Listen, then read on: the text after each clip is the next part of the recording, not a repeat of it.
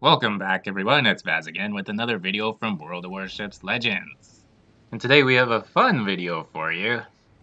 Not only do we have a great match in the Hipper, but there's also going to be a special bonus clip at the end, so you're going to want to stick around for that. Or you could skip ahead to the end and then come back, but that would ruin the surprise, right? And you don't want to ruin the surprise. And besides, if you watch it all the way through, it provides a little bit more context. So anyways, on to the match. This is the German Tier 7 Tech Tree Cruiser Hipper. And I must say, the more I play this ship, the more I like it. And for this game, we are in a game of Capture the Base on the Trident map. As with many high-tier Trident matches, we are in the night version of the map. And speaking of which, I still see a lot of people asking for night maps on social media and such. And I guess they don't realize that this Trident map actually exists. No, it doesn't pop up very often. I think it's only a tier 6 and 7 map. But I mean, it's there. Now our Hipper has spawned on the western flank. And when I do spawn on this flank on this map, whether I'm in a cruiser or a battleship, I like to go and hug this island over here. The right portion of the island protects you from incoming fire from the central portion of the map. And the left portion of the island is just high enough so that you can remain out of sight and still fire over top of it against the enemy ships. It's an especially nice spot for a cruiser. So this match is actually a bit of a tale of two games. For the first little bit here, we park ourselves up behind this island. We start firing away at enemy battleships. The Patolva is giving us a nice target there, so we just start firing away at that Patolva, all the while remaining undetected. That allows us to save a lot of our hit points for the end game, where we're really going to rely on them. When you're in a cruiser especially, you don't want to spend too many of your hit points early on in the game. When you start getting whittled down, you'll find that you can't afford to make any mistakes at all, and it might cause you to play a little too cautiously. Once we do leave this position, things start to get a little crazy, especially at the end. This ends up being one of the craziest finishes I've ever had. So don't worry, we don't spend the entire game behind this island. On this flank in front of us, it appears the only enemies that have spawned are battleships. So there isn't much we can do other than take cover and just continue to fire over top of the island. The last thing we want to do is jump out in front of all these battleships and become the focus of their fire. There's the odd time where we get detected, but all we have to do is back up a little bit until that little spotted indicator goes away, and then we can go forward again and resume our fire. I'm running Luchins as my commander, and we'll pop him up on the screen later on in the match. But I am running the Ingenious ability on him, so even if I am spotted, I don't necessarily have to retreat behind the island, unless the Ingenious ability is actually telling us that someone's targeting us. So we've been firing away at this Patolva, and now a Gneisenau, and then a Bismarck. And we just keep switching to the most appropriate target. Once those ships get too close to the island, we're not able to launch our shells over top of it without hitting them. So we need to pick a target that's further away, so we're not just spending the whole game redecorating the landscape in front of us. Now we had set 2 fires on that Gneisenau, and I was really hesitant to continue firing on him and risk setting a 3rd fire in case he had to fight fire with fire skill.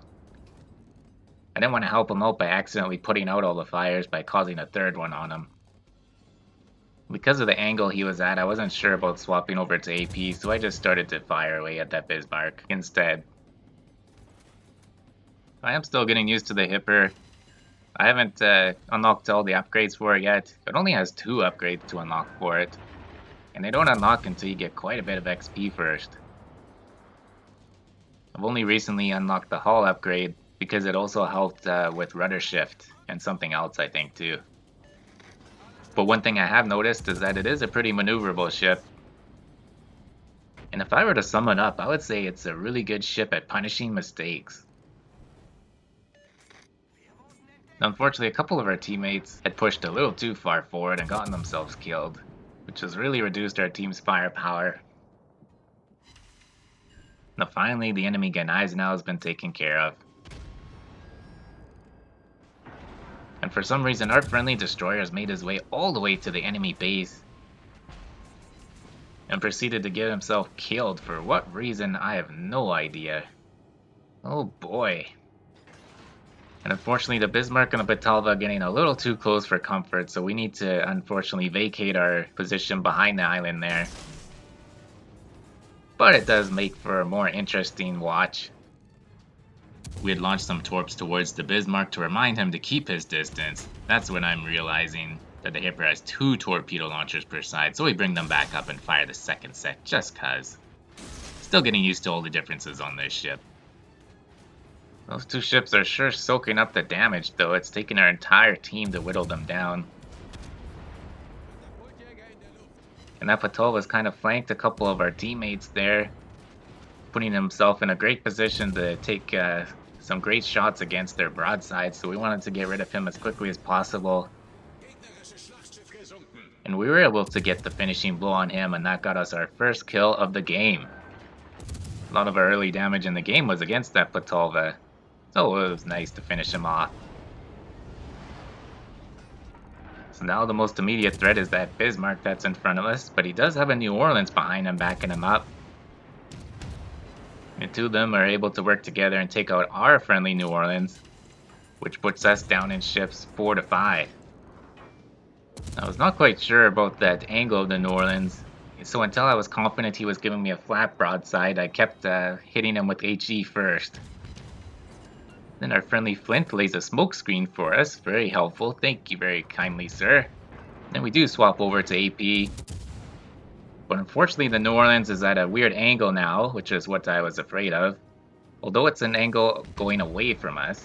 So we do aim a little higher, and we get a nice hit against the New Orleans. 2 citadels. Now we've been spotted by the New Orleans plane, it looks like. So we want to back into the smoke screen. Now we're in the smoke screen, we lost our detectability. Just before the New Orleans gets behind that island, we were able to get one final shot out against them. And that shot hit its mark, eliminating the New Orleans, and netting us our second kill of the game. Unbeknownst to me at the time, the Bismarck had gotten hit by torpedoes from our friendly Odin, and was actually flooding out that entire time. So before our final shot was able to finish him off, he actually floods out. And surprisingly, we are now even in ships, and because that crazy destroyer was in the base earlier, we're actually up in points. But now we're in a little bit of trouble here. My concealment is not that low, and there's an Iowa coming right towards us. In the 3rd upgrade slot, I chose steering gears over concealment mod, because that's what everyone was recommending I do. So we were hoping that our steering gears would be able to work their magic and turn away from that Iowa. But unfortunately that mod doesn't help with the turning circle, and that Iowa was able to smack us right hard. Fortunately for us, we do have some backup. We have the other 2 ships that are left alive on our team focusing down the Iowa as well. So right now our best strategy is to try and kite this Iowa and try to set him on fire. He's turned his attention away from us, so that allows us to get all 4 turrets on him. We can see our ingenious ability is telling us that someone is focusing on us. So maybe it's the cruiser that's backing up the Iowa behind him. But we're pretty sure it's not the Iowa looking at us. His turrets don't appear to be pointed at us, but we'll just angle towards him just to be safe. But just as we're doing that, some shots come flying in from like another map or something. Where the hell did those come from? And we turn around to take a look because there's just an island behind us. And we could just see at the bottom right corner of the screen a couple of torpedoes flying by there. And so now we know exactly where their destroyer is. That was a little bit of a mistake there, buddy. So we have a new objective, and that's to hunt down that destroyer. What in the world has he been doing all match? How did he sail himself all the way past our base and end up behind the island that's behind our base? Well, we stay on our course, trying to ensure that we don't beach ourselves against the island, but also trying to help whittle down the Iowa. But unfortunately, the combination of that Iowa and the Zara that's backing him up have proven to be a little bit too much for our team to handle, and that leaves us on our own. But fortunately, just before he was sunk, our friendly Scharnhorst was able to get a good hit against that Iowa. And one last shot from us is able to sink that Iowa, and that ends up being a huge help. Doesn't give him a chance to use a heal or will to rebuild or something. And so now we can solely focus on this destroyer. We're not spotted, so he must have retreated a little bit. And now we do see some torpedoes coming in our direction, so we know he's still around here somewhere. It is going to be a second until we do find him, so that does give us the opportunity to pop my commander up on the screen. We're using Gunther Lütjens, the German cruiser survivability/mobility commander. Now for our skill choices, we've gone with a straight up mobility build, with the exception of our inspirations, which improve our range and accuracy. I found that the Hipper needed the accuracy improvement, and when it came to deciding between range or concealment, I simply took the inspiration that was the highest level, since they're kinda two sides of the same coin. So here we go, the final showdown, 1 versus 2, let's go! We know at least one of the enemies is in the base, and now we see an enemy plane, so we can assume that both enemies are in the base now. Unfortunately, we get spotted by said enemy plane, and now that eliminates the element of surprise. They know we're coming. We wanted to hug the island to help protect against torps, but for a half second there we thought about kiting away from the base to avoid getting stuck in a minefield of torps, but we knew they'd be lining up those torps ahead of time, so doing that would turn us right into them, so we put that idea to bed right quick.